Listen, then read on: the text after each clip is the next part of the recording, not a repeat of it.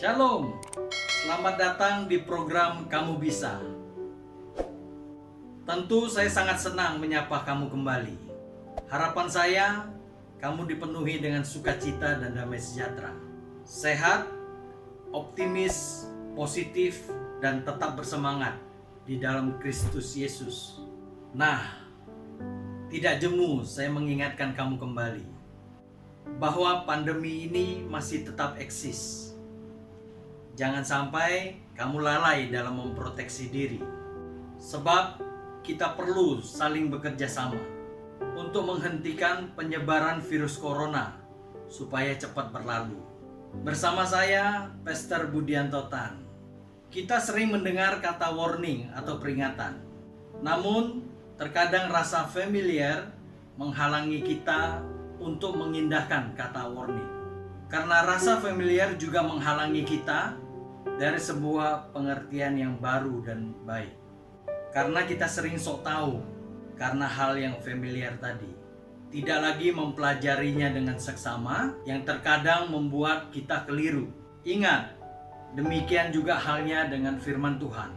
Mempunyai berlapis-lapis pengetahuan dan pengertian. Ketika kamu baca hal yang sama, namun belum tentu pengertian yang sama yang kamu dapatkan. Beberapa contoh di atas yang mungkin familiar buat kita.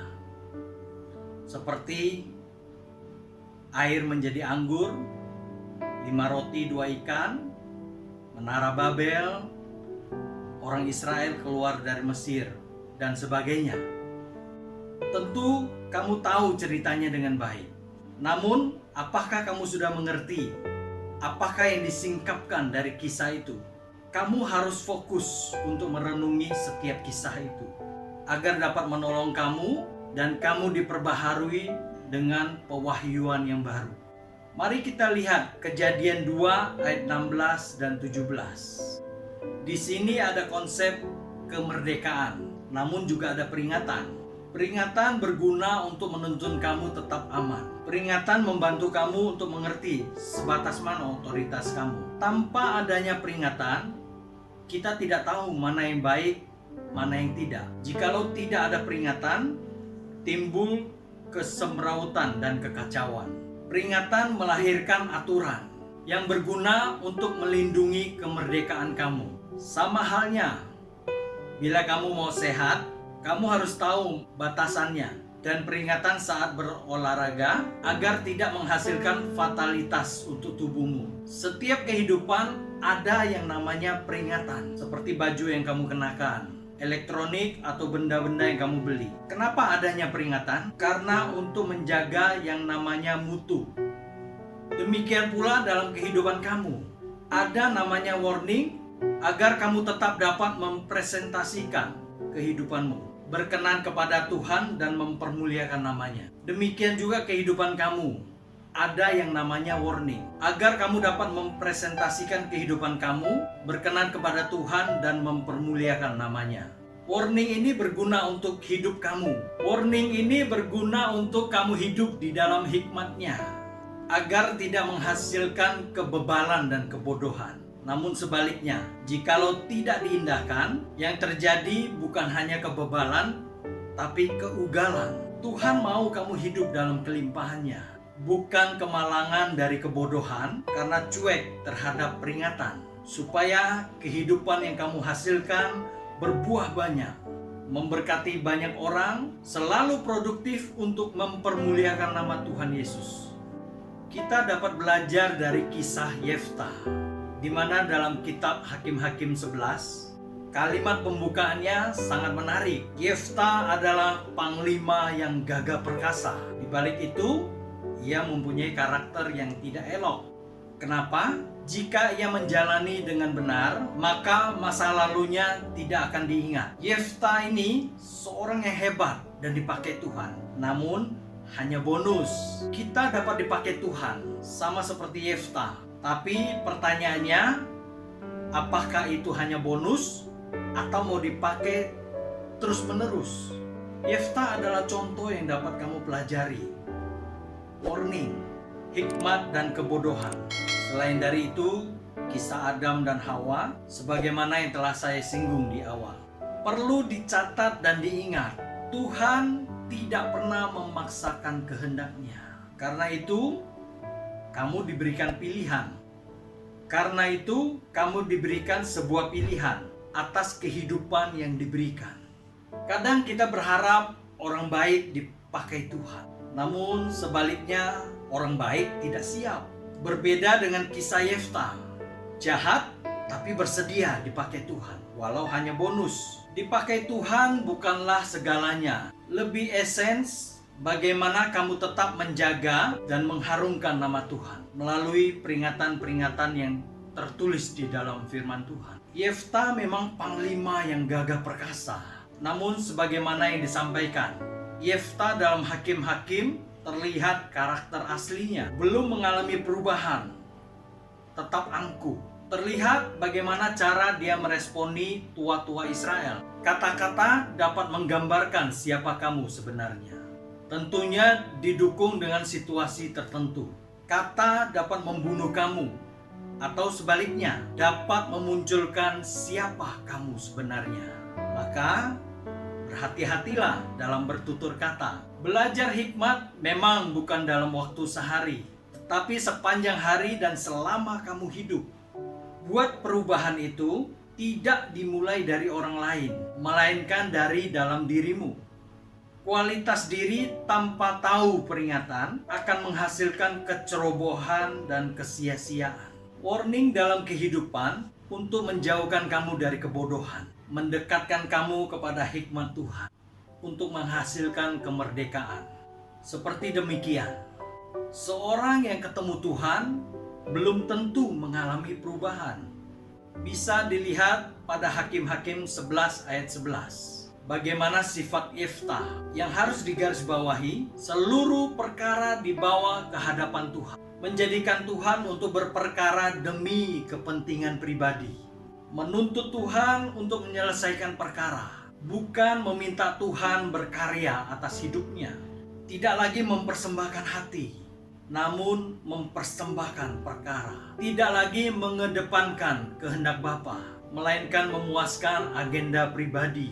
Berbicara lebih banyak daripada mendengar. Lupa bahwa yang dibutuhkan Tuhan adalah hati. Kenali hati Bapa melalui peringatan-peringatannya agar kamu memperoleh keamanan. Dalam kisah ini, kamu tidak hanya belajar hikmat, namun juga suatu kebodohan.